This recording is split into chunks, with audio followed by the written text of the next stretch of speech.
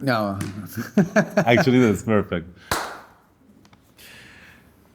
Good things come to those who wait, and amazing things come from those who work, especially when they work on it for more than 30 years. And you are presenting the first shots, frames of the oldest idea project you've had, or It's not the oldest. I have ones that are older. But that's, I don't think we want to give people the impression that I was working on it for 30 years. I wasn't.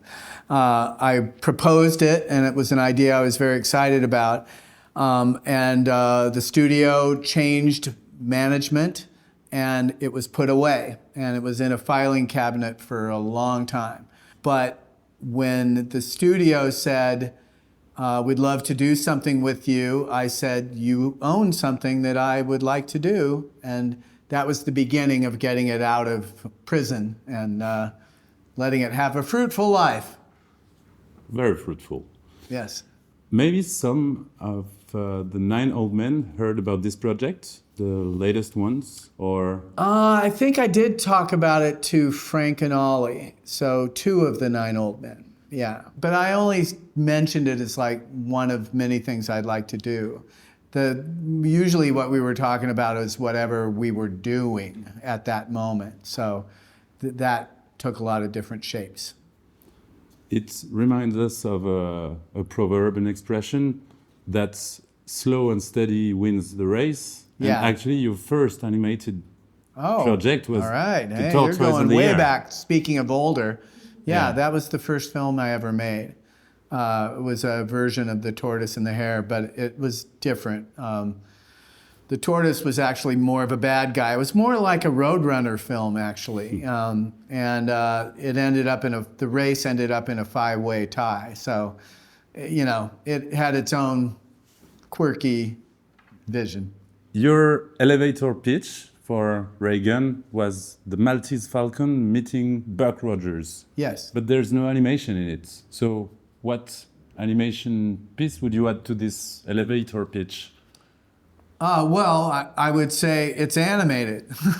And so that immediately changes the way. The truth is, Ray Gun could be a live action film. It just wouldn't be as good, I don't think.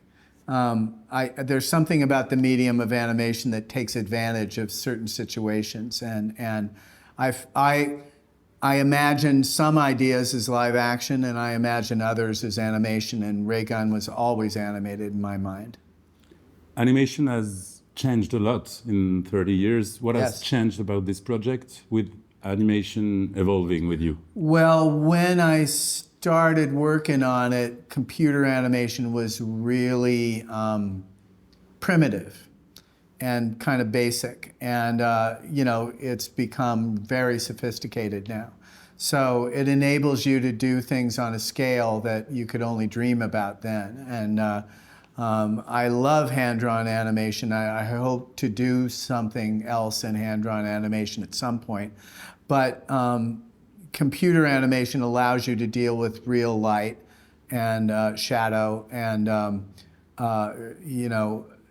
you're able to move the camera, which is a big attraction for me.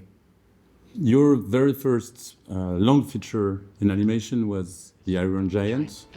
Yes. Has it fed the Reagan project somehow on what you knew, what you had done already? Not really. It predated Iron Giant as an idea. But once I put it away, And I thought probably I wouldn't get a chance to make it. And very happy to have that chance. You'll see, it's its own beast. Yeah. So you would say the same for Ratatouille and The Incredibles that are...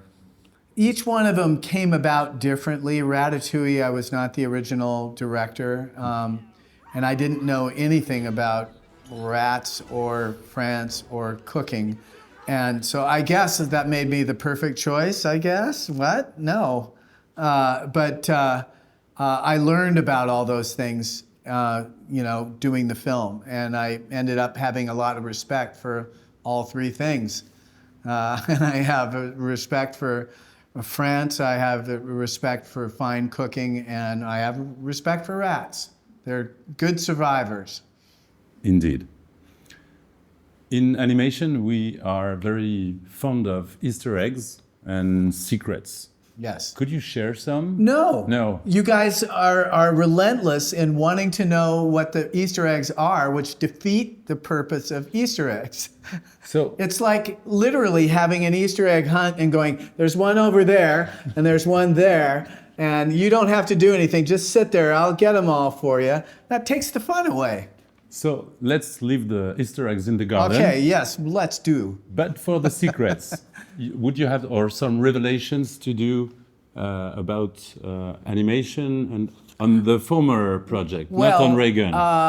In all the projects, on this thing that I did called Family Dog, I started putting A113 into the films. And that got picked up by Pixar, and it's been in every film that I've made, including Mission Impossible.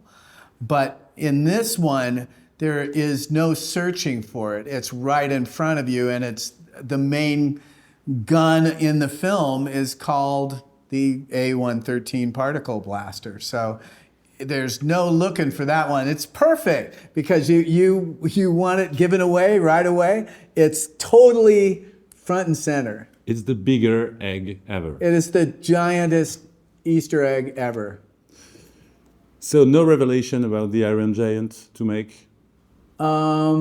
Revelation? I mean, something you've never shared and you could share now with the ANSYS audience, which is quite... I don't have any, I mean, maybe I'll probably wake up at 2 a.m. and go, you know what I should have said? But I don't have it at my fingertips right now. No, I was really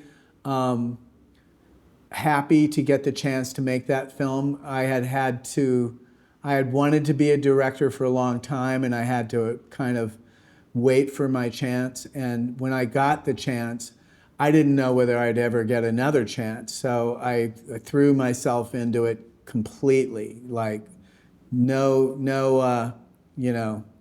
nothing left in the tank after it. And I'm really happy that I got the chance to make that film. Let's talk about Annecy, which is now the capital city of animation with the creation of the Cité, where Yes. you have your hands on the Wall of Fame now. What do you see in the responsibilities of such a place in the animation world? Annecy? Well, I mean, this is really the event for animation, and it's a chance for people from all over the world that love animation and do animation to exchange ideas, look at each other's work. And I think that's valuable, you know. It's a strange art form. It really requires that you are able to do a number of strange things to do it well. You kind of have to pre-imagine stuff, and you have to be observant. I mean, even if you're going to do a fantasy, you want to be convincing in your fantasy, and there are tricks to that, and they take time to learn.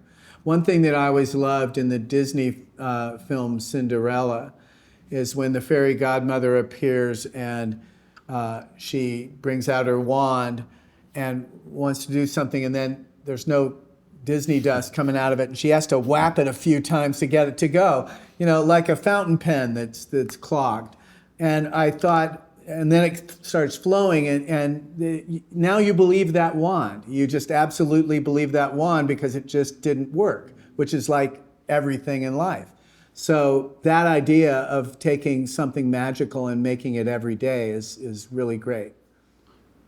It actually started like this for you. You were Disney dusted when you were 11, right? Yeah, I got Disney dusted good. Yeah. Do you remember this tour in the studios? Yeah, absolutely. I remember every part of it. there was a friend of my parents who went to school. I grew up in Oregon, and the composer of Disney films was named George Bruns, and he went to Oregon State. And so I got to meet him, and he gave me the tour. So it was really amazing. And I was just mesmerized by it.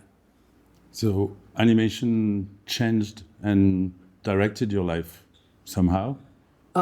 Yeah, it did. But I also learned early that you can't just do animation. I did the first film. It got a lot of attention. It opened the doors at Disney for me. And I started another film that was more complicated. And I tried to do it in color, which is insane because I was doing it with felt pens. And I only got about 30 seconds into it. And I just said to the Disney guys that I was meeting, I said, I can't do this now. I can't talk about animation to my friends without them becoming bored very quickly. And I'm missing out on life, you know? And so I stopped animation for a while, and I got into sports and discovered girls and, you know, all kinds of things. And when I went back into animation, I had a number of experiences I could draw on. Because you know, basically you can't create the illusion of life if you don't have one. And I think that when I see people only taking in animation and only doing that, I feel like they're on the wrong course, because animation really is about life, and life is everywhere. It's not just from this one. Anyway, I'm going on too long. No, that's really interesting, actually. Thank you for being with us, Brad, and please come back every year. It's beautiful. I'd love to come back.